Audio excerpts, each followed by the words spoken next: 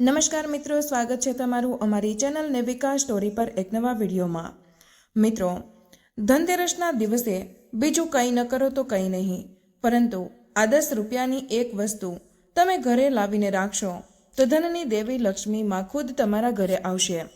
મિત્રો, જો તમે આ એક વસ્તુ પોતાના ઘરમાં લાવો છો તો લક્ષ્મી માં એટલા પ્રસન્ન થશે કે તે ખુદ તમારા ઘરે આવી જશે અને તે ક્યારેય તમારા ઘરને છોડીને નહીં જઈ શકે।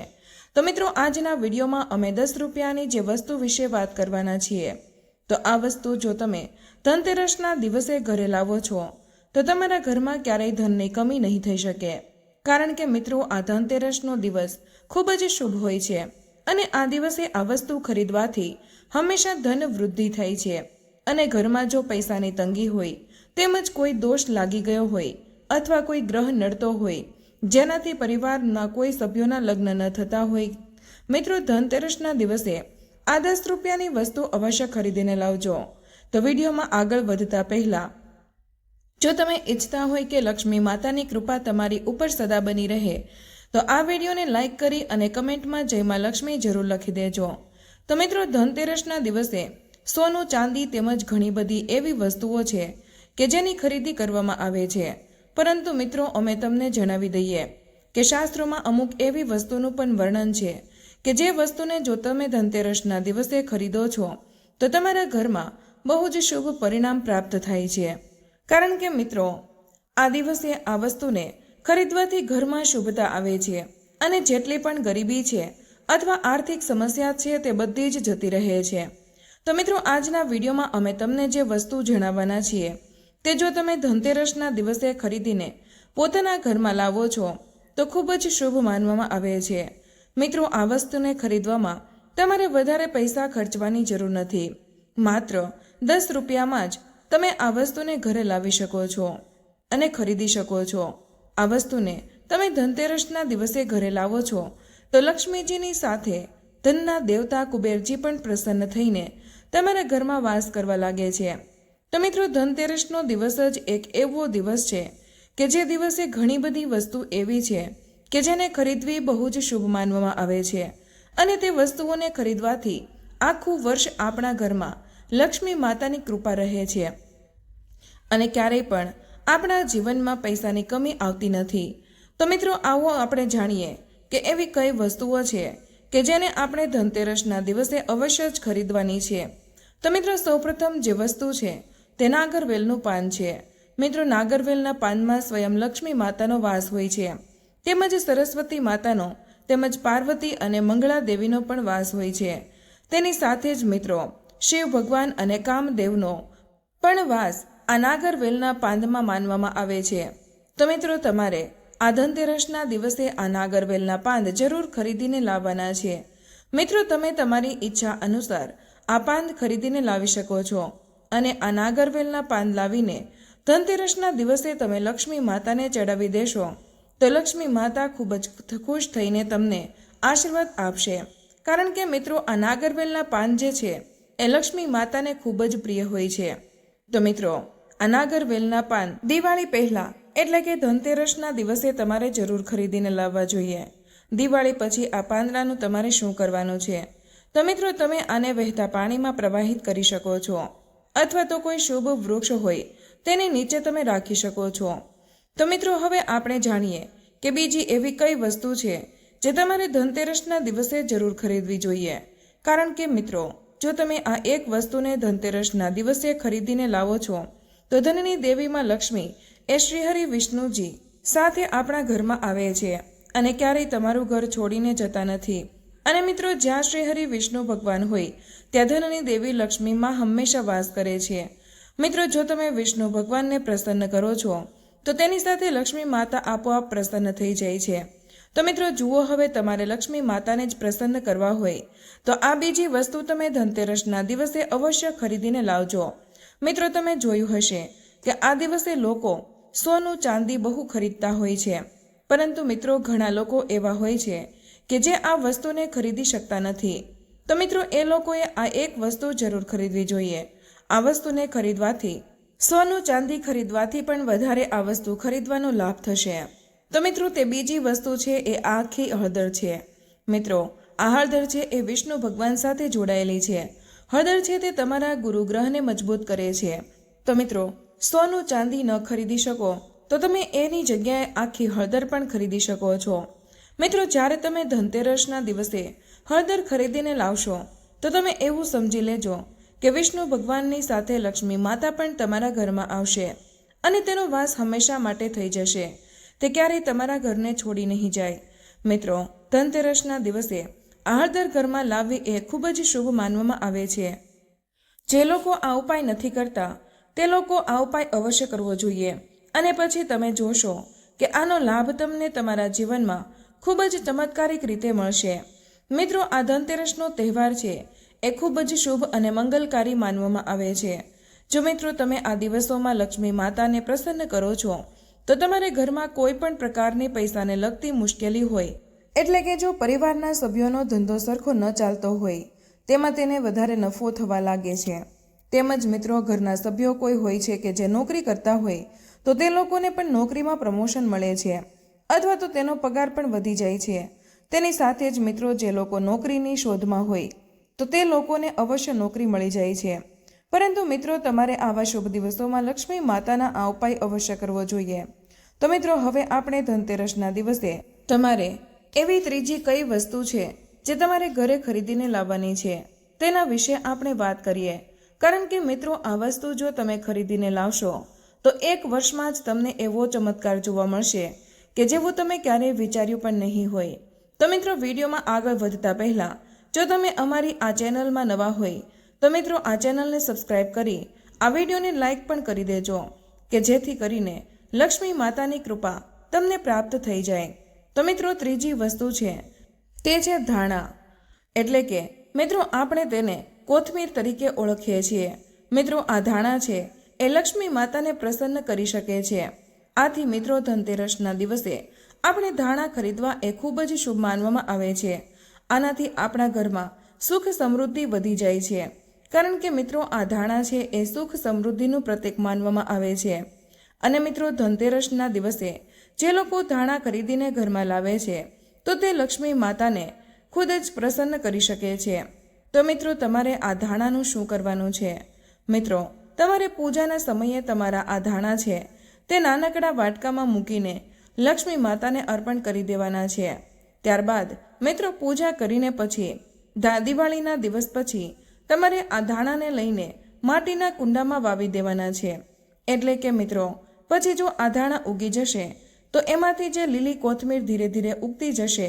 એવી રીતે મિત્રો, તમારા ઘરમાં પણ સુખ સમૃદ્ધિ આવવા લાગશે અને ધીરે ધીરે તમારી તિજોરી છે એ ધનથી ભરાવા લાગશે. આથી જ તમે ધનતેરસના દિવસે આ ધાણા જરૂર ખરીદીને લાવજો. આ વસ્તુ લક્ષ્મી માતાને ખૂબ જ પ્રિય છે. આથી લક્ષ્મી માતા તમારા ઘરમાં ધનની વર્ષા કરી દેશે.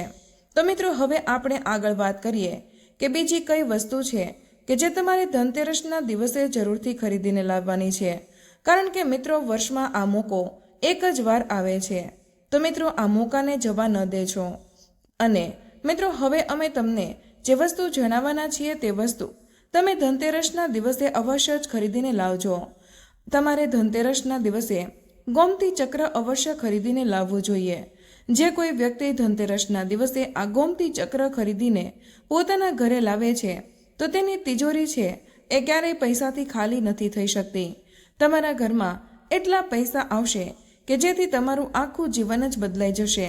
મિત્રો, જો તમે આ દિવસે ગોમતી ચક્ર લાવો છો તો તમારા ઘરને કોઈ પણ નજર પણ નહીં લાગી શકે અને ધન આવવાના માર્ગ જે બંધ થઈ ગયા છે તે પણ ખુલી જશે. મિત્રો, આ ગોમતી ચક્ર છે તેને ભગવાન શ્રી કૃષ્ણના સુદર્શન ચક્રનું પ્રતીક માનવામાં આવે છે. અને તમે આ ગોમતી ચક્ર આપણા ઘરમાં ખરીદીને લાવો છો કે જેમાં સ્વયં લક્ષ્મી માતા વાસ કરે છે. આથી તમારા જીવનમાં ક્યારેય પણ કોઈ પણ કમી નથી આવતી અને તમારા ઘરમાં સુખ સમૃદ્ધિ આવે છે. મિત્રો, હવે બીજી એવી કઈ વિશેષ વસ્તુ છે કે જે તમારે ધનતેરસના દિવસે ખરીદીને લાવવી જોઈએ. તો મિત્રો, એ વસ્તુ છે સાવરણી. મિત્રો, સાવરણીમાં લક્ષ્મીનો વાસ હોય છે. તેમજ ધનતેરસના દિવસે સાવરણી ખરીદવી એ ખૂબ જ શુભ માનવામાં આવે છે. તેની સાથે જ મિત્રો, તમે ધનતેરસના દિવસે જો લક્ષ્મી માતાની મૂર્તિ અને ભગવાન શ્રી ગણેશજીની મૂર્તિ લાવો છો તો તે પણ ખૂબ જ શુભ માનવામાં આવે છે, કારણ કે મિત્રો લક્ષ્મી માતાને ધનની દેવી માનવામાં આવે છે અને ગણપતિ દાદાને લાભના દેવતા માનવામાં આવે છે. અને જે પણ મૂર્તિઓ તમે લાવો છો તે લક્ષ્મી માતાની અને ગણપતિ દાદાની મૂર્તિ છે એ તમારે માટીની મૂર્તિ લાવવી જોઈએ. ધનતેરસના દિવસે માટીની ધાતુની મૂર્તિ લાવવી તે બહુ જ શુભ માનવામાં આવે છે. તો મિત્રો, જો તમે આ દિવસે આ મૂર્તિ લાવો છો તો તમારા ઘરમાં ક્યારેય પણ પૈસાની કમી આવતી નથી અને તેને લઈને કોઈ પણ મુશ્કેલીઓ તમારે સહન કરવી પડતી નથી. તેની સાથે જ મિત્રો, ધનતેરસના દિવસે તમારે સોપારી અવશ્ય ખરીદવી જોઈએ. મિત્રો, સોપારીને વાસ્તુશાસ્ત્રમાં ખૂબ જ શુભ ફળ માનવામાં આવે છે. આ વસ્તુ ધનતેરસના દિવસે ખરીદવાથી તમારા ઘરમાં ક્યારેય કોઈ મુશ્કેલીઓ આવી શકતી નથી. જો તમારા ઘરમાં નકારાત્મક ઉર્જા હશે તો તે પણ જતી રહેશે. તો મિત્રો, હવે આપણે જાણીએ કે એવી કઈ વસ્તુ છે કે જે આપણે ધનતેરસ પહેલાં બધી જ વસ્તુઓને બહાર હટાવી દેવી જોઈએ. તો મિત્રો, પહેલી વસ્તુ છે તે તૂટેલા વાસણો છે તેમજ પ્લાસ્ટિક જેવી અમુક વસ્તુઓ હોય છે એ વસ્તુને બહાર કાઢી નાખવી જોઈએ.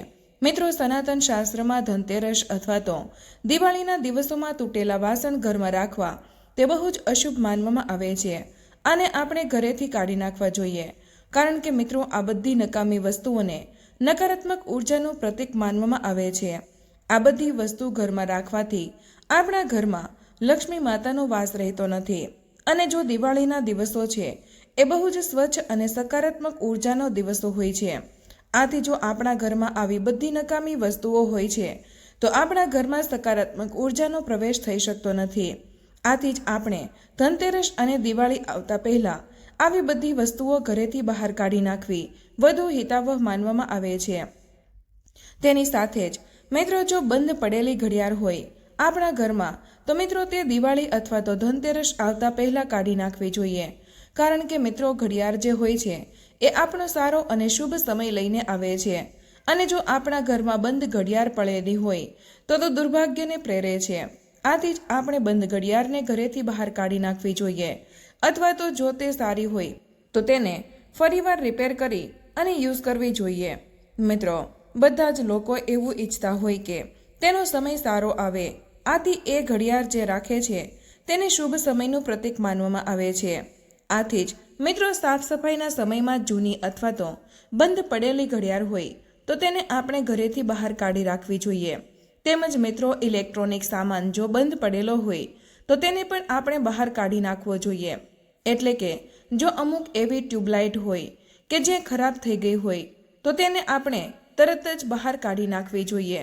મિત્રો, લક્ષ્મી માતા છે એ એવા જ ઘરમાં પ્રવેશ કરે છે કે જે ઘરમાં અંજવાળું હોય, જે ઘરમાં અંધારું હોય તે ઘરમાં લક્ષ્મી માતાનો વાસ થઈ શકતો નથી. આથી જ મિત્રો, દિવાળીના દિવસોમાં અથવા તો ધનતેરસના આજુબાજુમાં દિવસોમાં જો આપણા ઘરના કોઈ પણ ભાગમાં અંધારું હોય તો ત્યાં આપણે દીવડા પ્રગટાવીને લાઇટ જરૂર કરી દેવી જોઈએ. મિત્રો, જે ઘરમાં અંજવાળું હશે તે જ ઘરમાં અવશ્ય લક્ષ્મી માતાનો વાસ થશે. તેની સાથે જ મિત્રો, આપણે ઘરમાં જો દિવાળીના દિવસોમાં ફાટેલા કપડાં હોય અથવા તો તૂટેલા ફૂટેલા બૂટ ચંપલ હોય તો તેને પણ આપણે ઘરેથી દૂર કરી દેવા જોઈએ, કારણ કે આ બધી વસ્તુ છે એ નકારાત્મક ઉર્જાનું પ્રતીક માનવામાં આવે છે. તો મિત્રો, ધનતેરસના દિવસથી દિવાળીનો તહેવાર શરૂ થઈ જાય છે. આ દિવસે લોકો સોનું, ચાંદી, વાસણો, કાર અને નવી વસ્તુઓની ખરીદી કરે છે અને એવું કહેવાય છે કે જેનાથી ઘરમાં સુખ સમૃદ્ધિ આવે છે. આ દિવસે દેવી લક્ષ્મી અને ભગવાન કુબેર તેમજ ભગવાન ધન્વંતરીની પૂજા કરવાની પરંપરા છે.